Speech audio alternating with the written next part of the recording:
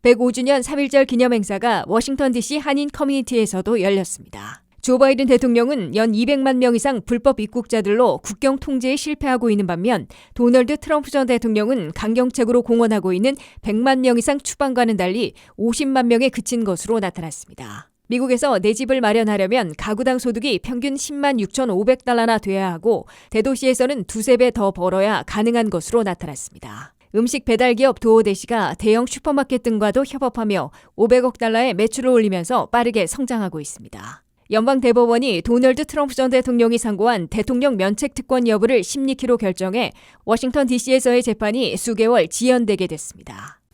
여러분 안녕하십니까? 워싱턴 뉴스 투데이입니다. 105주년 3.1절을 맞아 조국의 광복을 기리며 외쳤던 선조들의 뜨거운 함성이 이곳 워싱턴 DC 지역 한인 커뮤니티에서도 울려 퍼졌습니다. 이번 행사는 과거 3.1 정신을 기억하는 것뿐만 아니라 후세들에게 그 정신이 이어지도록 하는 문화적인 기념 행사로 준비됐으며 지역단체들이 함께하는 연합의 의미를 담은 행사로 진행됐습니다. 3.1절 기념 행사에 안혜린 기자가 다녀왔습니다. 대한독립 만세! 만세! 만세! 만세! 만세! 수십 년째 끊기지 않고 머나먼 타국 땅에서도 외쳤던 3.1절 만세운동의 뜨거운 함성 소리가 오늘도 어김없이 울려 퍼졌습니다.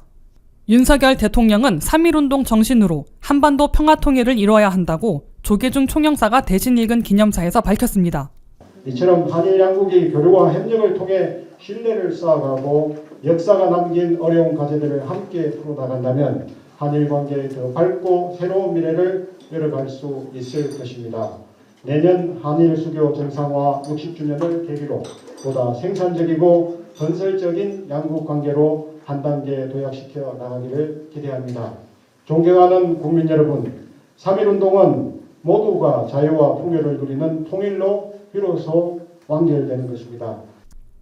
과거를 잊은 민족에게는 미래란 없다는 말처럼 3.1절 행사는 과거를 잊지 않는 깨어있는 이민 1세대들에 의해 매년 정성껏 치러져 왔습니다.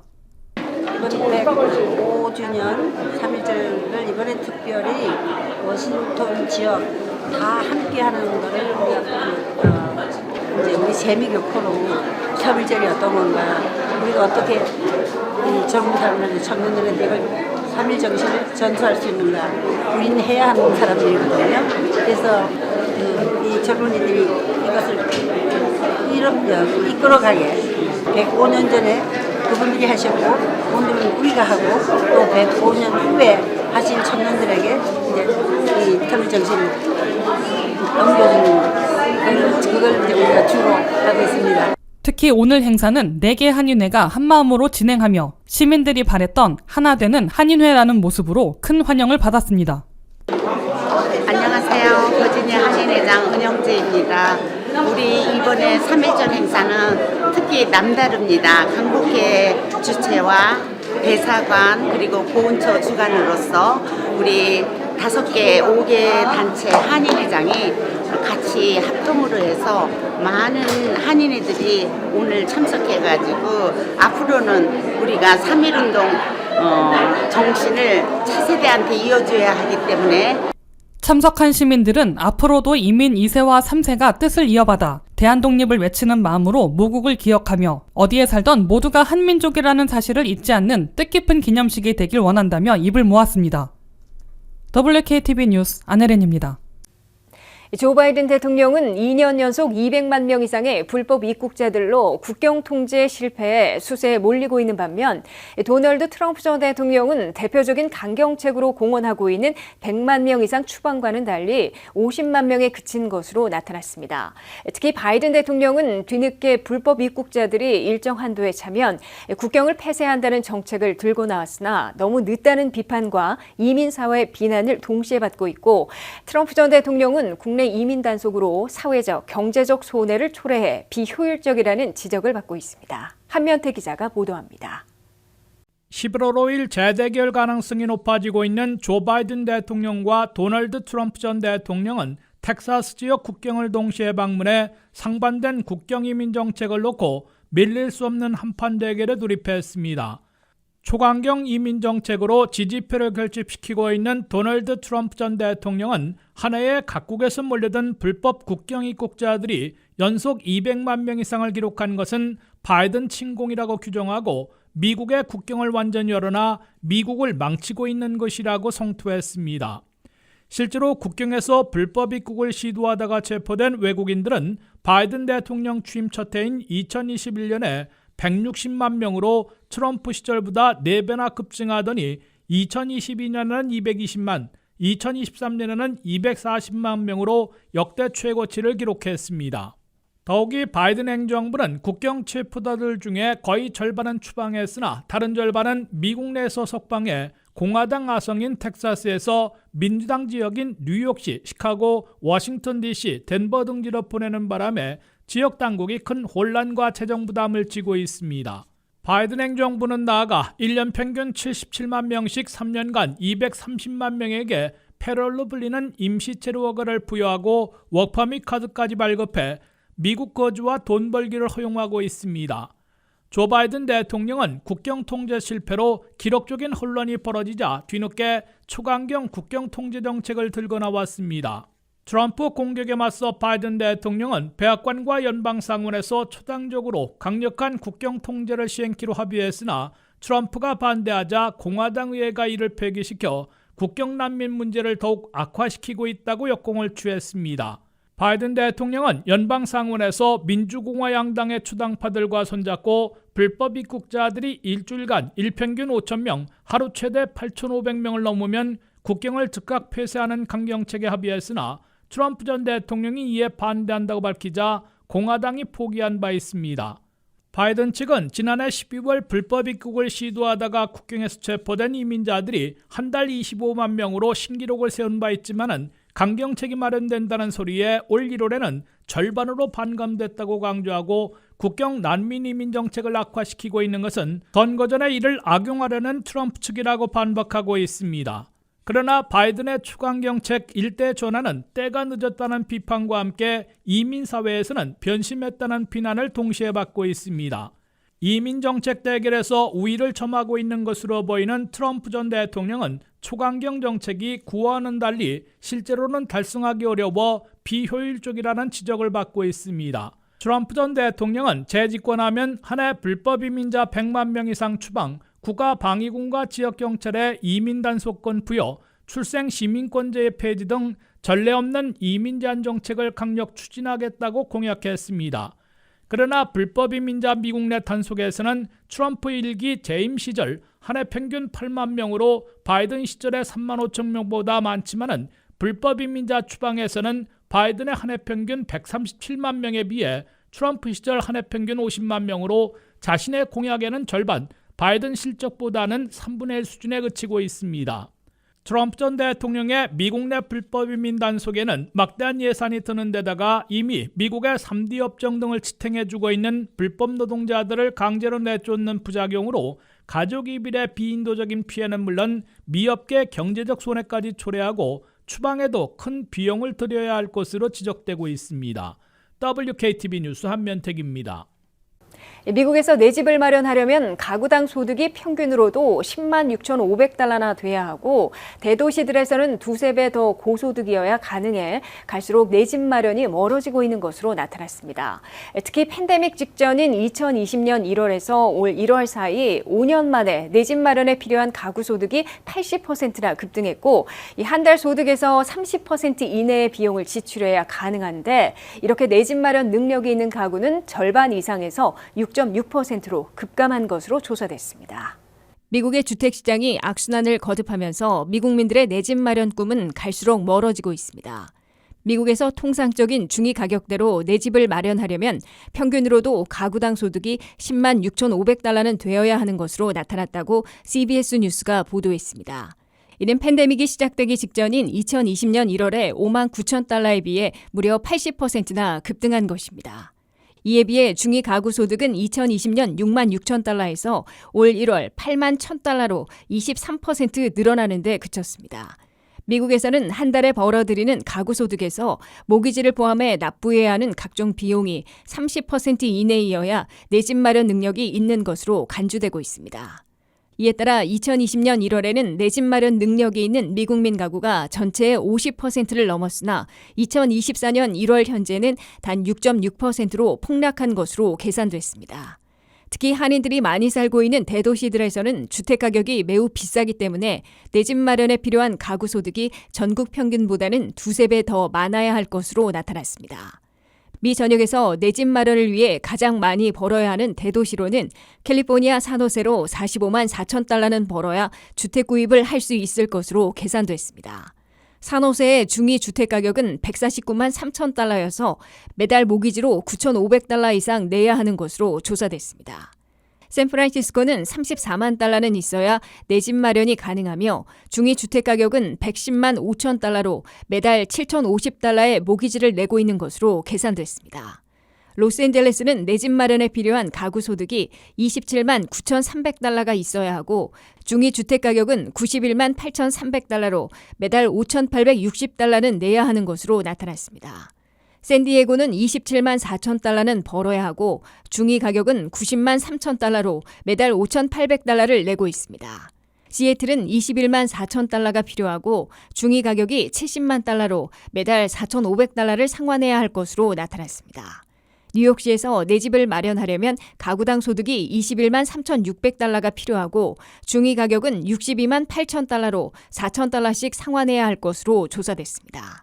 보스턴은 20만 5천 달러가 필요하고 중위 가격은 65만 달러로 매달 4,200달러의 모기지 페이먼트를 내고 있습니다.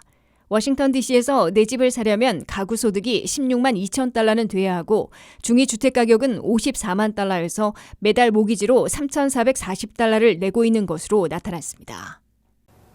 음식 배달 기업 도어대시가 대형 슈퍼마켓, 펫스마트, CVS 등과 협업하며 500억 달러의 매출을 올리는 등 승승장구하고 있습니다. 일부 문을 닫고 있는 대형 전통기업들과는 달리 도어대시는 지역 커뮤니티 활성화에도 큰 도움을 주며 빠르게 성장하고 있는데요. 전문가들은 도어대시의 이 같은 성장은 소비 패러다임이 바뀌고 있는 신호라며 이에 맞춰 변화를 모색하는 것도 좋은 마케팅 전략이라고 권고하고 있습니다. 안혜린 기자의 보도입니다. 미국 경기가 나쁘지 않다는 뉴스가 연일 나오지만 미 국민들은 내렸다는 장바구니 물가를 체험하지 못하고 있는 가운데 한인들의 체감 경기도 우려의 목소리가 나오고 있습니다.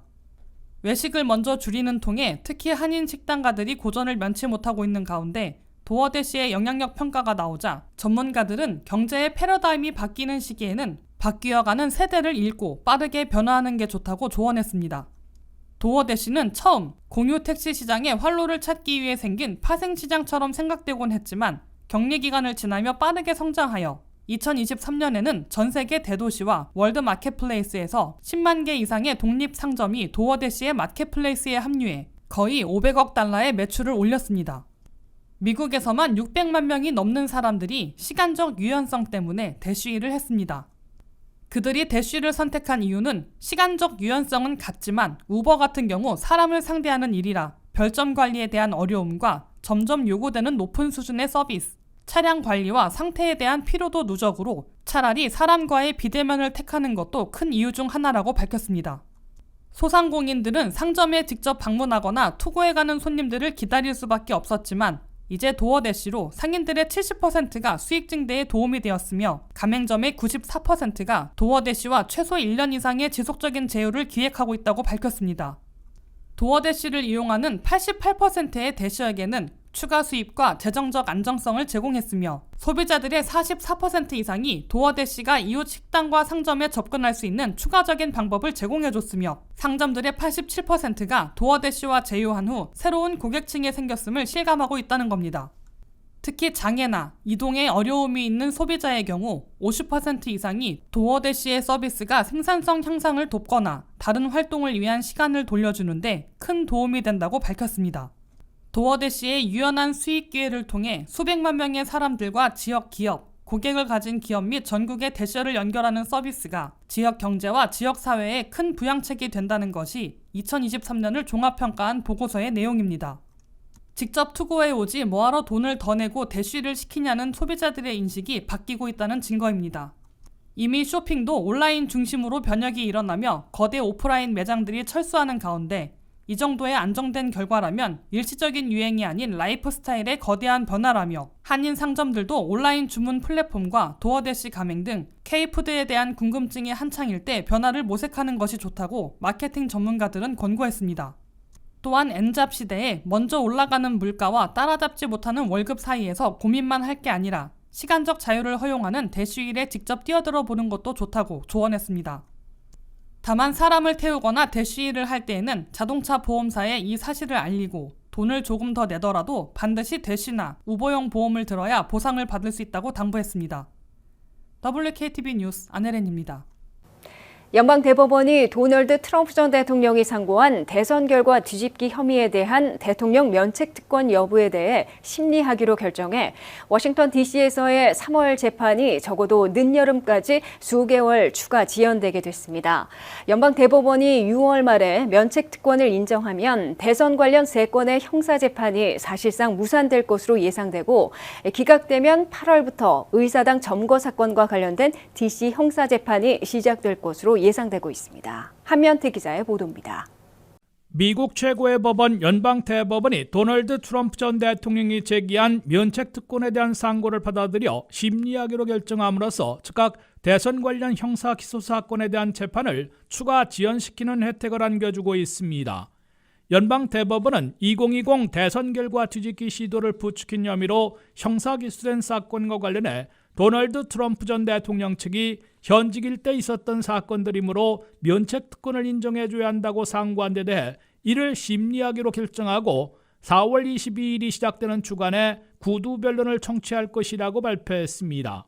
연방대법원의 심리결정은 즉각 3월 4일부터 시작하려던 의사당 점거 사태에 대한 워싱턴 DC 연방지방법원의 형사재판을 연기시켰습니다. 나아가 대통령 출마 자격 여부와 더 직결될 내란 선동 혐의에 대한 형사재판이 빨라야 8월까지 미뤄질 것으로 예상되고 있습니다. 연방대법원은 트럼프 면책특권 여부에 대한 결정을 회기를 마치는 6월 30일까지 내릴 것으로 보이고 기각 결정으로 면책특권을 인정하지 말아야 2달 후인 8월부터 형사재판을 시작할 수 있기 때문입니다. 즉 연방대법원이 최소 5대4의 결정으로 면책특권을 기각한다면 잭 스미스 특별검사와 워싱턴 DC 연방지법은 의사당 점거 사태와 관련해 내란 선동 혐의로 기소한 트럼프 전 대통령에 대한 형사재판을 8월부터 시작할 수 있게 됩니다. 형사재판은 보통 6주간 계속되고 판사나 대배심에서 판결을 내리기 때문에 11월 5일 대통령 선거 이전에 유죄 판결이 나올 가능성은 남게 됩니다. 반면 연방대법원이 트럼프 전 대통령의 면책특권을 인정하는 판결을 내리면 대선 결과 뒤집기 사건은 사실상 무산되고 트럼프 전 대통령은 백악관 재입성에 한 발자국 더 다가서게 될 것으로 보입니다. 그러나 연방대법원이 면책특권 심리를 결정한 것은 4명의 대법관이 찬성했다는 뜻으로 6월 말 판결에서 9명 중 5명 이상의 지지로 트럼프 면책특권을 인정해 줄지는 아직 속단하기 어려운 것으로 관측되고 있습니다. 여기에 3월 25일부터 시작하는 첫 번째 형사재판인 뉴욕 형사법원에서의 입막음 대가 지불을 위한 회계장부 조작 혐의에 대한 재판에는 연방대법원의 면책특권 결정과 판결이 영향을 미치지 않습니다. 뉴욕 형사재판에서는 6주간 계속해 5월 중에 판결을 내릴 수 있고 유죄 판결이 나오면 대선 투표에 결정적인 여파를 미칠 수 있을 것으로 지적되고 있습니다. 트럼프 전 대통령이 기소 단계에서는 지지표를 더 결집시키고 선거자금을 더 끌어모았으나 대배심에 의해 유죄 판결까지 받는다면 전체 유권자들 중에서는 30%, 지지자들 중에서는 20%나 그에게 표를 던지지 않을 것으로 답하고 있어 낙선 위험이 급속 높아질 것으로 경고받고 있습니다. WKTV 뉴스 한면택입니다. 이상으로 워싱턴 뉴스투데이를 마치겠습니다. 시청해주신 여러분 고맙습니다.